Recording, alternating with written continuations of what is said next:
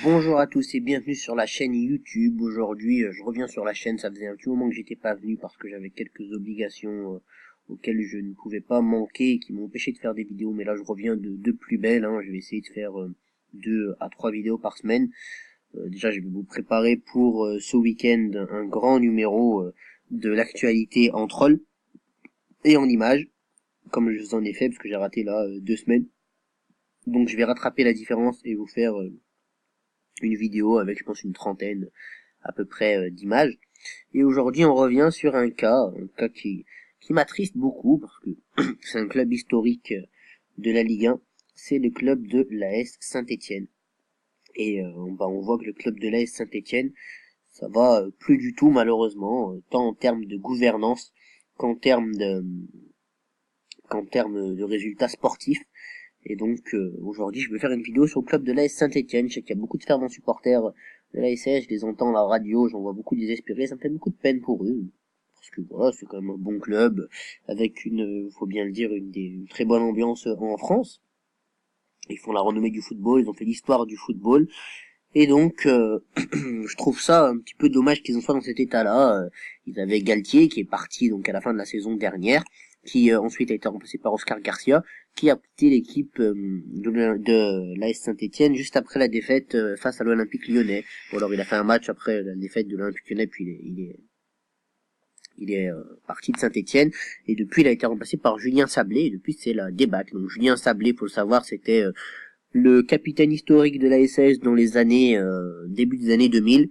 Donc c'était l'époque Sablé, Fainduno, Piquion, il y avait qui d'autre encore, Ilan et bien d'autres. Les supporters de Saint-Étienne, j'en suis sûr, les supporters stéphanois me diront en commentaire. Donc on va revenir déjà sur le résultat de l'AS Saint-Étienne depuis le début de la saison pour voir où commence le hic, et puis ensuite on va essayer d'expliquer les raisons de ce fiasco stéphanois. Donc Saint-Étienne, tout commence bien. En août, une victoire face à Nice 1-0, victoire à domicile. Donc Saint-Étienne en général, faut savoir, le club sur ces dernières années, historiquement, les 3-4 dernières années, sur les années Galtier, même 5 dernières années, on peut le dire, les années Galtier. Donc avant les années Galtier, ils flirtaient avec la descente, oui, et puis les années Galtier, ils arrivaient à se stabiliser top 10, voire même des fois top 6.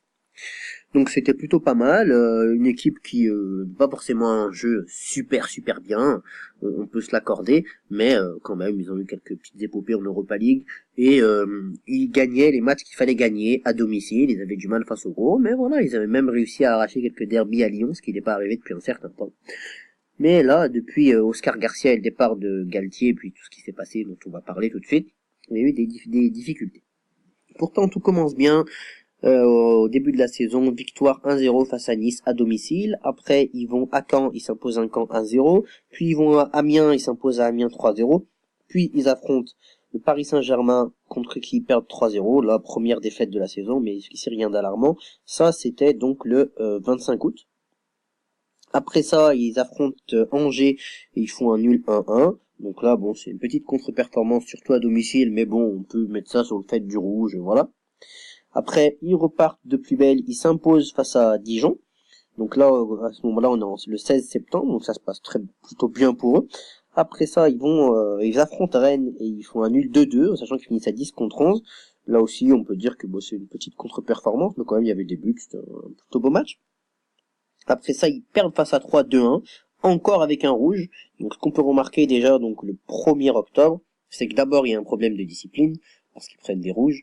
Et ensuite, malheureusement, ils perdent certaines fois des points, surtout face à 3 qui est un promu, équipe que Saint-Étienne d'habitude, voilà. Saint-Étienne de Galtier, historiquement, lui, battait les petits et gagnait les matchs qu'il devait gagner. Après, Saint-Étienne reprend sa marche en avant, s'impose 3-1 face à Metz. Après, ils affrontent Montpellier, ils perdent 1-0 face à Montpellier, qui est pourtant dans la difficulté. Après ça, ils sont en coupe de la Ligue, et ils se font éliminer à la surprise générale 5-4 au pénalty face à Strasbourg, qui est aussi une équipe qui monte. Après ça, ils offrent un match soporifique, donc Saint-Étienne-Toulouse, un nul. Et puis là, c'est vraiment la débandade, parce qu'ils vont affronter le voisin lyonnais, qui va leur mettre une rouste, une fessée, une manita 5-0. Après ça, c'est Lille qui va s'imposer face à Saint-Étienne 3-1. Lille est en grande difficulté. Après ça, ils vont faire un nul face à Strasbourg 2-2, encore une contre-performance, puis perdre 3-0 contre Bordeaux. puis faire un nul calamiteux contre Nantes, puis en prendre 3 à Marseille, pardon, et si j'ai bonne mémoire, 4 à Monaco, c'est ça, 4 à Monaco. Donc à ce moment-là, maintenant, c'est 4 à Monaco, c'était le 15-12, donc c'est très récent, c'était cette semaine. Et qu'est-ce que ça donne, du coup, au classement? Ça donne Saint-Etienne 16e, avec 18 points. Derrière Saint-Etienne, 17e, Toulouse à 18 points. Non, pardon, ils ont pas 18 points, ils ont 20 points. Voilà, ils ont 18 matchs, mais ils ont 20 points. Derrière le 17e, Toulouse à 19 points. Le 18e, donc, est premier relégable, enfin, barragiste. Voilà, barragiste pour le moment, c'est Toulouse avec 19 points. Non, pardon. Excusez-moi, je vais reprendre le classement. 17e, Toulouse avec 19 points. Voilà, donc juste derrière Saint-Etienne, qui est 16e. 18e, Lille avec 18 points, donc barragiste. Voilà. 19e, Angers avec 15 points. Et 20e et bon dernier, Metz avec 8 points. Donc ce qu'on peut voir sur ce classement, c'est que je pense que Metz ne remontera pas. Metz, on va dire, est déjà condamné à la Ligue 2. Ça, c'est un avis personnel.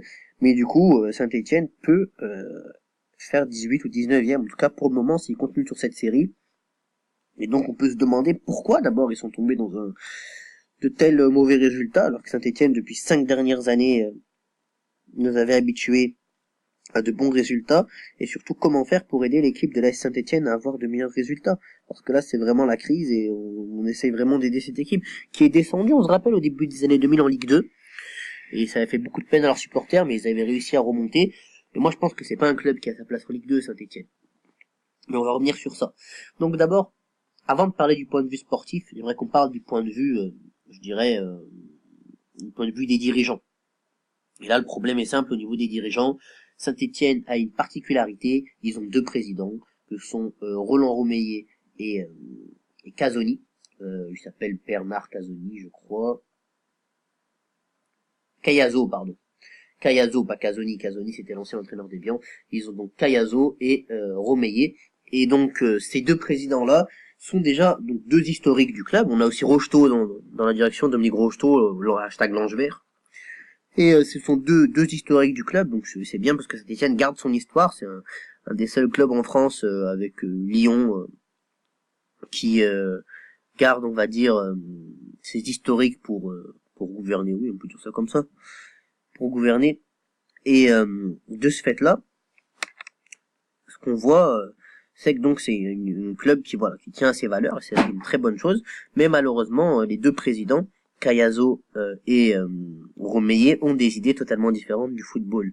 À savoir que Cayazo, je dirais, a quand même de l'ambition et aimerait voilà voir monter le club, même si c'est vrai qu'il y a le salary cap à Saint-Etienne, mais Cayazo, je pense, est prêt à s'asseoir un petit peu sur le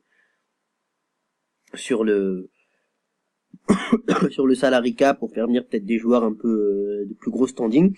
Alors que Romeillet a une gestion un petit peu paternaliste. Il aime le club, mais il gère ça un petit peu comme un club de CFA, quoi, un petit peu comme un club amateur. Et donc du coup, voilà, il estime que c'est important surtout de rester en Ligue 1, mais il mettra pas forcément les moyens nécessaires. Donc ça, c'est une première problématique. Mais vous allez me dire, ça fait longtemps que ça coexiste entre ces 2 clubs. Et même au moment de la descente, au moment où ils devaient descendre, où ils ont failli descendre avec Laurent Rousset, c'était déjà ce genre de choses. Donc oui, ça c'est une première chose. Seconde chose, c'est en termes de jeu.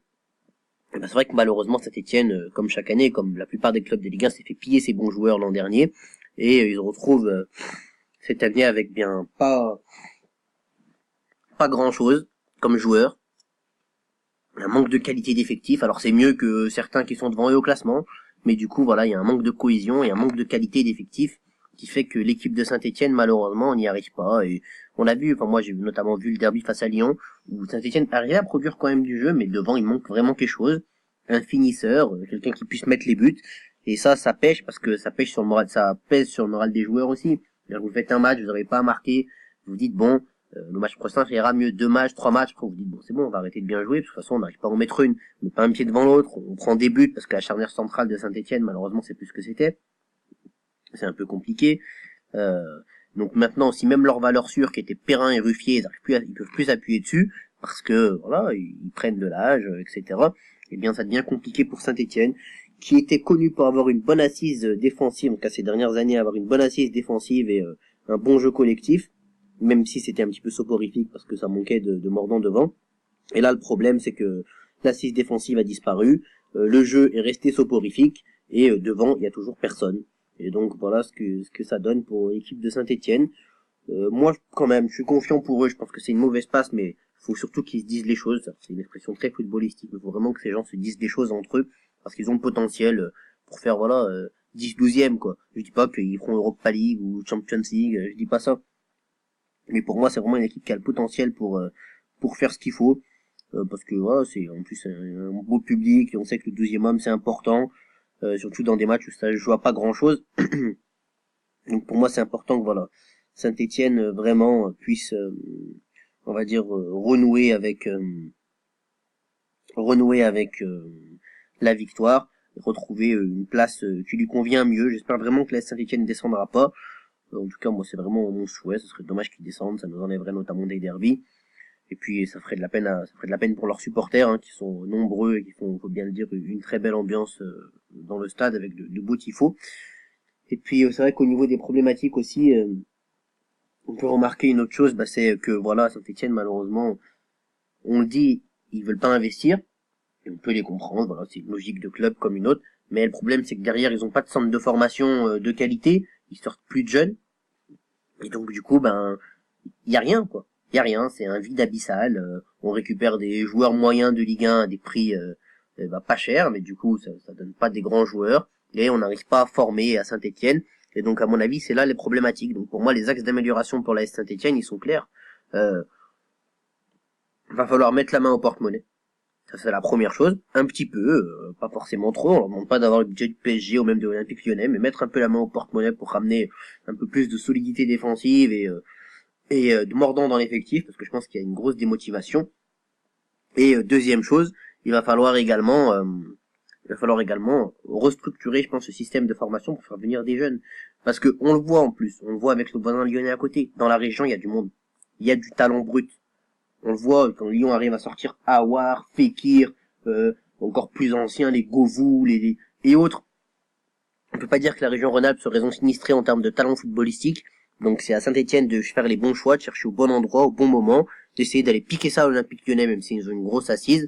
Et puis avec ça, voilà, je pense que Saint-Étienne pourra s'en sortir. Je leur souhaite de s'en sortir. C'était une petite vidéo sur l'AS Saint-Étienne et donc les raisons du fiasco. On peut appeler ça comme ça. En tout cas, celles que j'ai pu identifier comme les raisons du fiasco. Alors n'hésitez pas à commenter, à partager, à me dire vous, pour vous, les raisons que vous identifiez comme étant celles du fiasco de l'AS Saint-Étienne. Est-ce que vous pensez qu'ils vont se maintenir ou pas? Moi, je vous ai un petit peu parlé des raisons, et oui, je pense qu'ils vont se maintenir. Je l'espère vraiment pour eux. Et j'espère que pour ça, ils vont faire ce dont on a parlé un petit peu dans la vidéo, à savoir investir et réussir à se structurer. Vraiment qu'un vrai club de football professionnel, parce qu'il y en a assez qui soient gérés comme un club d'amateurs, ce club. Voilà, je vous remercie d'avoir écouté, donc n'oubliez pas de liker, de commenter, de partager la vidéo, et j'espère vous retrouver très rapidement, normalement, avant vendredi, je vais ressortir une vidéo. Voilà, salut!